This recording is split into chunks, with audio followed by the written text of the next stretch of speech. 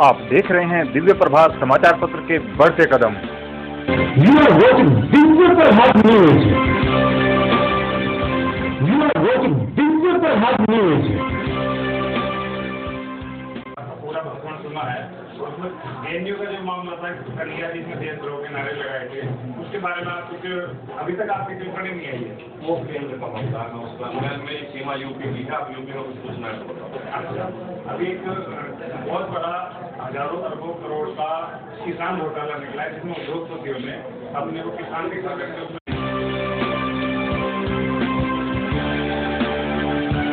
आइए हम बात करते हैं राष्ट्रीय लोकदल के अनेक नेताओं से जो इस धरने को लगातार तैयारी कर रहे हैं। विनय मल्लापुर प्रदेश सचिव। हम यहाँ 7 तारीख से धरने पे बैठे हैं और हमारी मांग है जो किसानों का बकाया पेमेंट है उसकी हमारी मांग है। और पहले दिन कुछ इन्होंने करवाया भी है, लेकिन जो हम चाह रहे हैं, जो पेमेंट हमारा किसानों का रुका हुआ है उसमें इन्होंने आश्वासन भी दिया था। अगर हम कई सारे इलेक्शन के हम आंकड़े देखते हैं तो उसमें कांग्रेस और सपा का जो कॉम्बिनेशन बनता है वोट बैंक का, वो 36 से 40% के बीच में जाता है। तो इस आंकड़े के कॉम्बिनेशन को आप कैसे तोड़ पाएंगे इन चुनाव में?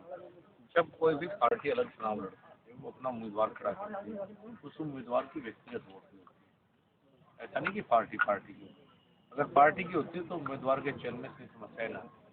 तो कांग्रेस को जो वोट बेसिकली मिलती रही उत्तर प्रदेश में, ज़्यादातर 1-2 पॉकेट को छोड़ दीजिए, मेरी राय रही वो उसके उम्मीदवारों की व्यक्तिगत वोट थी। कांग्रेस की वोट तो मुझे उत्तर प्रदेश में कहीं दिखाई नहीं दी। तो आपका कहना है कि अधिकतर वोट सपा की हैं और उसमें कांग्रेस का भी कोई अहम भूमिका नहीं है? मुझे तो लगता नहीं। पश्चिम उत्तर प्रदेश में मुझे कोई व्यक्ति कई साल से नहीं मिला कि जिसने कहा कि मैं कांग्रेस को वोट देना। अच्छा, एक सवाल और, पश्चिमी उत्तर प्रदेश में जैसे अभी शब्द इस्तेमाल हुआ था जाटलैंड में कितने, आपको कितना लगता है कितने परसेंटेज जाट टूट करके लोकदल को इस वक्त वोट देंगे?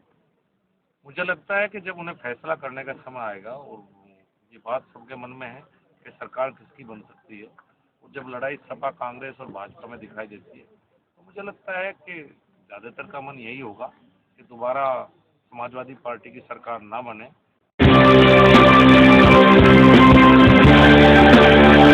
समाज पार्टी के अध्यक्ष डॉक्टर शेख आए हुए हैं, तो आज इनसे हम बात करते हैं कि कैसे इन चुनाव में अपनी तैयारी कर रहे हो, किस वजह, क्या उनका एजेंडा है और किस तरह से आगे इस चुनाव में आगे बढ़ेंगे। ये पहले तो मैं आपका स्वागत करता हूं और आपको धन्यवाद देता हूं कि आपने हमें कवर करने की कोशिश की है।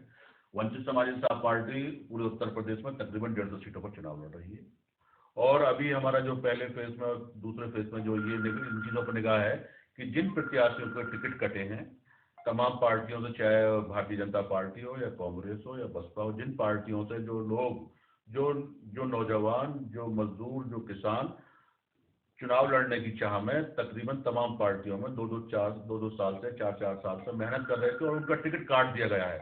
उन तमाम पार्टियों ने पैसे के बल पर, बाहुबल के बल पर या जातिगत के आधार पर उनको टिकट दिया है। तो जो टिकट से वंचित हुए, वंचित समाज इंसाफ पार्टी उनको टिकट देगी।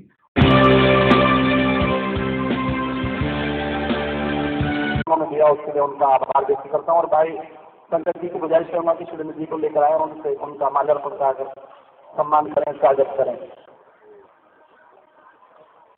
हाँ, हमारे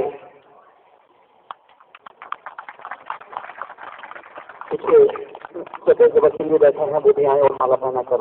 हम बेटी को दबंग, जोशीली, नौकरी करने वाली और सही को सही और उसको गलत कहने वाली पसंद करते हैं, लेकिन जब यही बात बहू के बारे में पूछी जाती है अपोजिट हो जाता है। वो पति की बात में बात मिलाने वाली, गलत सही को गलत सही कहने वाली, उसके साथ साथ रहने वाली और शांत स्वभाव की महिला पसंद करते हैं। ऐसा एक दोहरा व्यवहार हमारे समाज के अंदर दिखाई दे रहा है।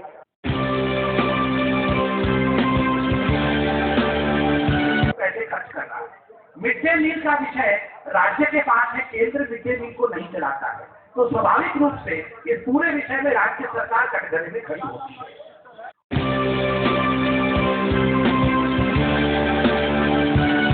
जैसा कि मनोज जी ने बताया, ये बिल्कुल ही साधारण आप और हम जैसे घर के बीच में से आए हुए हैं। सुविधा संपन्न होने का मतलब क्रिएटिव होना नहीं है, वैज्ञानिक लोग कहीं से भी पैदा हो सकते हैं, कहीं से भी किसी तरह की चीज को कर सकते हैं। इसी तरह के एक और नाम आपने भी अखबारों में, टीवी में पढ़ा होगा। आप देख रहे हैं दिव्य प्रभात समाचार पत्र के बढ़ते कदम। You are watching Digital Prabhat News.